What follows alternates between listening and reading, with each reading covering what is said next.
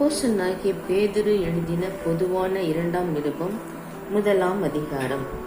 நம்முடைய தேவனும் இரட்சகருமாயிருக்கிற இயேசு கிறிஸ்துவினுடைய நீதியால் எங்களைப் போல அருமையான விசுவாசத்தை பெற்றவர்களுக்கு இயேசு கிறிஸ்துவின் ஊழியக்காரனும் அப்போஸ்தலனுமாகிய சீமோன் பேதுரு எழுதுகிறதாவது: தேவனையும் நம்முடைய கர்த்தராகிய இயேசுவையும் அறிகிற அறிவினால் உங்களுக்கு கிருபையும் சமாதானமும் பெருக கிடவது.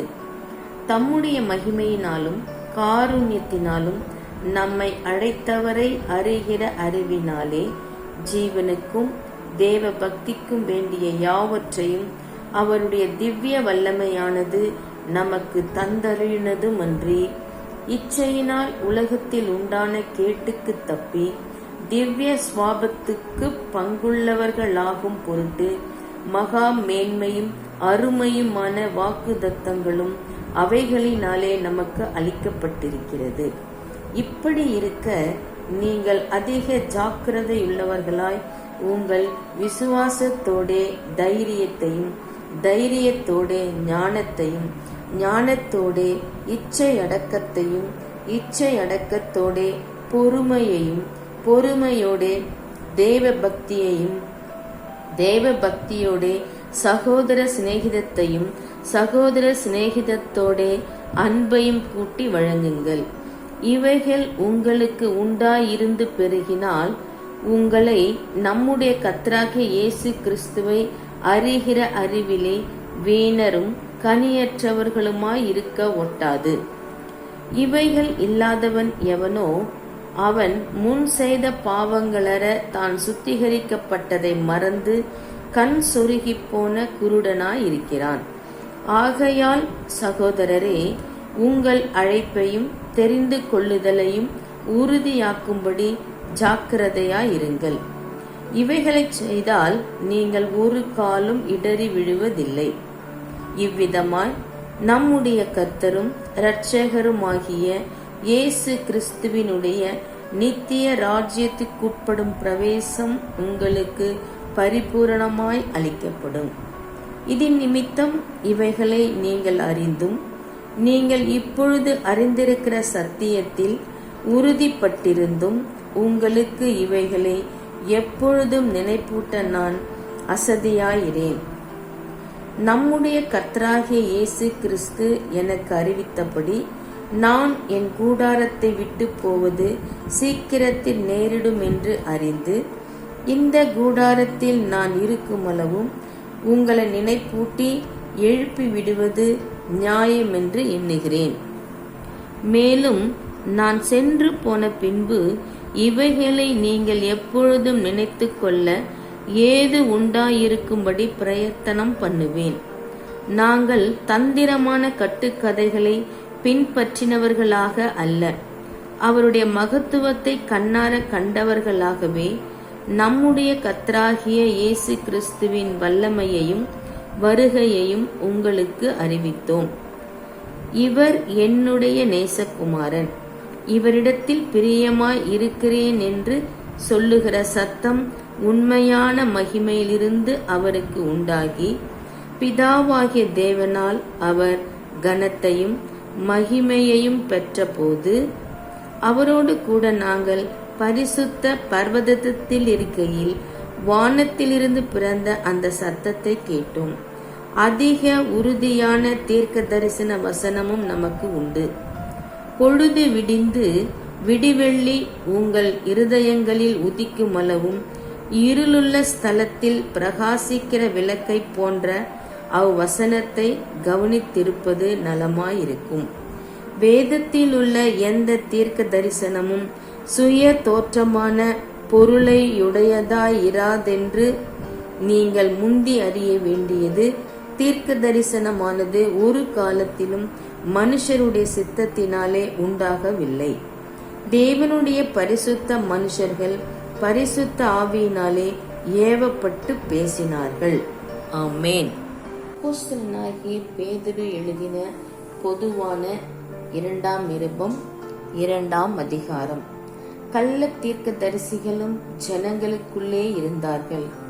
அப்படியே உங்களுக்குள்ளும் கள்ள போதகர்கள் இருப்பார்கள். அவர்கள் கேட்டுக்கேதுவான வேத பொருட்டுகளை தந்திரமாய் நுழைய பண்ணி தங்களை கிரயத்துக்கு கொண்ட ஆண்டவரை மறுதலித்து தங்களுக்கு தீவிரமான அழிவை வருவித்துக் கொள்ளுவார்கள். அவர்களுடைய கெட்ட நடக்கைகளை அநேகர் பின்பற்றுவார்கள். அவர்கள் நிமித்தம் சத்திய மார்க்கம் தூஷிக்கப்படும்.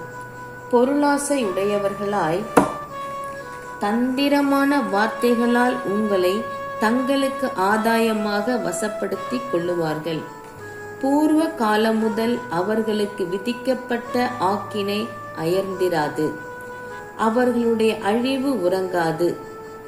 பாவம் செய்த தூதர்களை தேவன் தப்ப விடாமல் அந்தகார சங்கிலிகளினாலே கட்டி நரகத்திலே தள்ளி நியாய தீர்ப்புக்கு வைக்கப்பட்டவர்களாக ஒப்பு கொடுத்து, பூர்வ உலகத்தையும் தப்ப விடாமல் நீதியை பிரசங்கித்தவனாகிய நோவா முதலான 8 பேரை காப்பாற்றி அவபக்தியுள்ளவர்கள் நிறைந்த உலகத்தின் மேல் ஜல பிரளயத்தை வரப்பண்ணி சோதோம் கொமோரா என்னும் பட்டணங்களையும் சாம்பலாக்கி கவிழ்த்து போட்டு ஆக்கினைக்குள்ளாக தீர்த்து பிற்காலத்திலே அவபக்தியாய் நடப்பவர்களுக்கு அவைகளை திருஷ்டாந்தமாக வைத்து அக்கிரமக்காரருக்குள் வாசமாயிருக்கையில் அவர்களுடைய காம விகார நடக்கையால் வருத்தப்பட்டு நாள்தோறும் அவர்களுடைய அக்கிரம கிரியைகளை கண்டு கேட்டு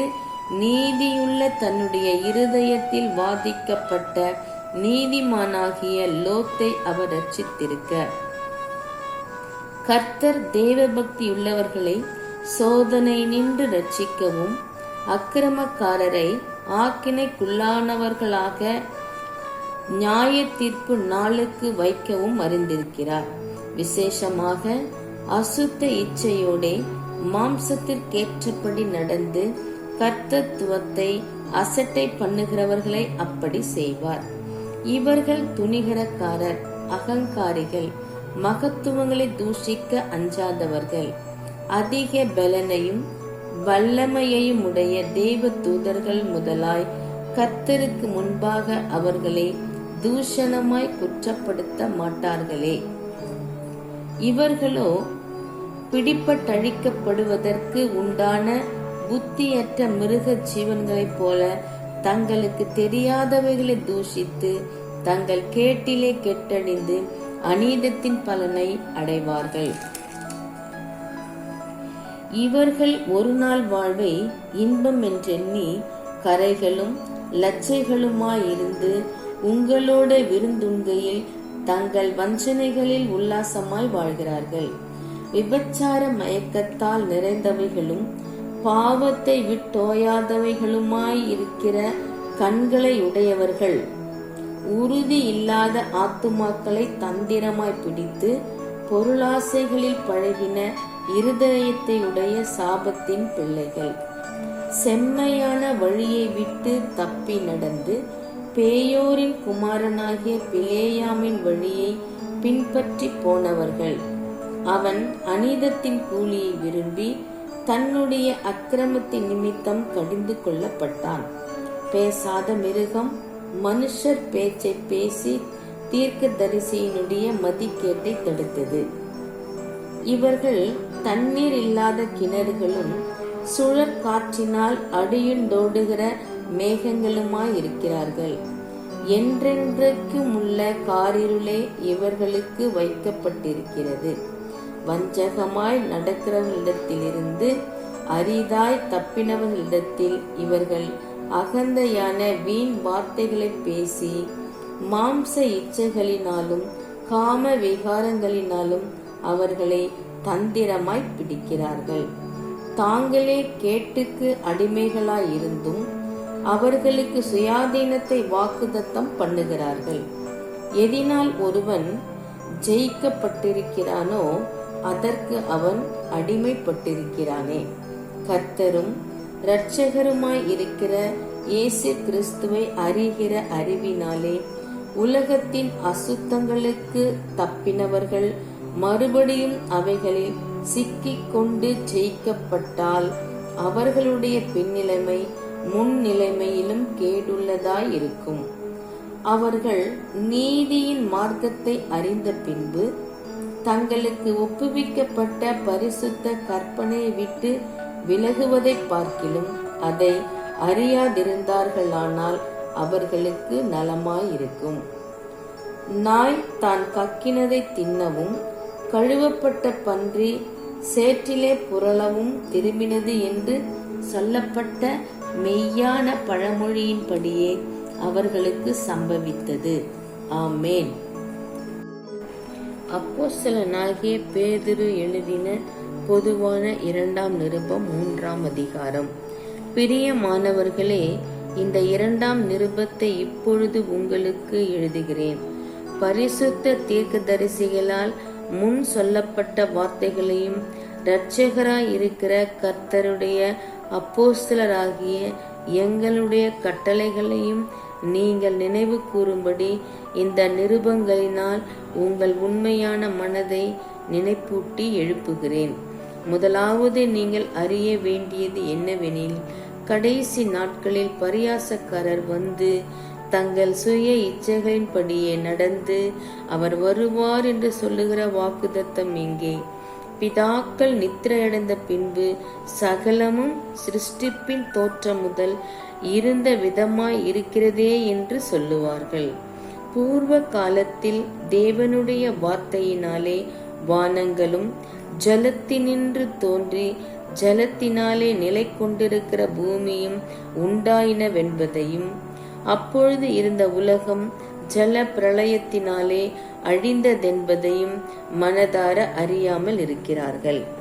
இப்பொழுது இருக்கிற வானங்களும் பூமியும் அந்த வார்த்தையினாலேயே அக்கினிக்கு இரையாக வைக்கப்பட்டு தேவ பக்தி இல்லாதவர்கள் நியாயம் தீர்க்கப்பட்டு அழிந்து போகும் நாள் வரைக்கும் காக்கப்பட்டிருக்கிறது. பிரியமானவர்களே, கர்த்தருக்கு ஒரு நாள் 1000 வருஷம் போலவும் 1000 வருஷம் ஒரு நாள் போலவும் இருக்கிறதென்கிற இந்த ஒரு காரியத்தை நீங்கள் அறியாதிருக்க வேண்டாம். தாமதிக்கிறார் என்று சிலர் எண்ணுகிறபடி கர்த்தர் தமது வாக்குத்தத்தத்தை குறித்து தாமதமாயிராமல் ஒருவரும் கெட்டு போகாமல் எல்லாரும் மனம் திரும்ப வேண்டுமென்று விரும்பி நம்மேல் நீடிய பொறுமையுள்ளவராயிருக்கிறார். கர்த்தருடைய நாள் இரவிலே திருடன் வருகிற விதமாய் வரும். அப்பொழுது வானங்கள் மடமட என்று அகன்று போம், பூதங்கள் வெந்து உருகிப்போம், பூமியும் அதிலுள்ள கிரியைகளும் எரிந்து அழிந்து போம். இப்படி இவைகளெல்லாம் அழிந்து போகிறதா இருக்கிறபடியால் நீங்கள் எப்படிப்பட்ட பரிசுத்த நடக்கையும் தேவ பக்தியும் உள்ளவர்களாய் இருக்க வேண்டும். தேவனுடைய நாள் சீக்கிரமாய் வரும்படிக்கு மிகுந்த ஆவலோடே காத்திருங்கள். அந்த நாளில் வானங்கள் வெந்து அழிந்து பூதங்கள் எரிந்து உருகிப்போம். அவருடைய வாக்கு தத்தத்தின்படியே நீதி வாசமாயிருக்கும் புதிய வானங்களும் புதிய பூமியும் உண்டாகுமென்று காத்திருக்கிறோம். ஆகையால் பிரியமானவர்களே, இவைகள் வர காத்திருக்கிற நீங்கள் கரையற்றவர்களும் பிழை இல்லாதவர்களுமாய் சமாதானத்தோடே அவர் சன்னதியில் காணப்படும்படி ஜாக்கிரதையாயிருங்கள். மேலும் நம்முடைய கர்த்தரின் நீடிய பொறுமையை இரட்சிப்பென்று எண்ணுங்கள். நமக்கு பிரியமான சகோதரனாகிய பவுலும் தனக்கு அருளப்பட்ட ஞானத்தினாலே இப்படியே உங்களுக்கு எழுதி இருக்கிறான். எல்லா நிருபங்களிலும் இவைகளை குறித்து பேசியிருக்கிறான். அவன் சொன்னவைகளில் சில காரியங்கள் அறிகிறதற்கு அரிதாயிருக்கிறது. கல்லாதவர்களும் உறுதி இல்லாதவர்களும் மற்ற வேத வாக்கியங்களை புரட்டுகிறது போல தங்களுக்கு கேடு வரத்தக்கதாக இவைகளையும் புரட்டுகிறார்கள். ஆதலால் பிரியமானவர்களே, இவைகளை முன்னமே நீங்கள் அறிந்திருக்கிறபடியால் அக்கிரமக்காரருடைய வஞ்சகத்திலே நீங்கள் இழுப்புண்டு உங்கள் உறுதியிலிருந்து விலகி விழுந்து போகாதபடிக்கு எச்சரிக்கையாயிருந்து நம்முடைய கர்த்தரும் இரட்சகருமாகிய இயேசு கிறிஸ்துவின் கிருபையினாலும் அவரை அறிகிற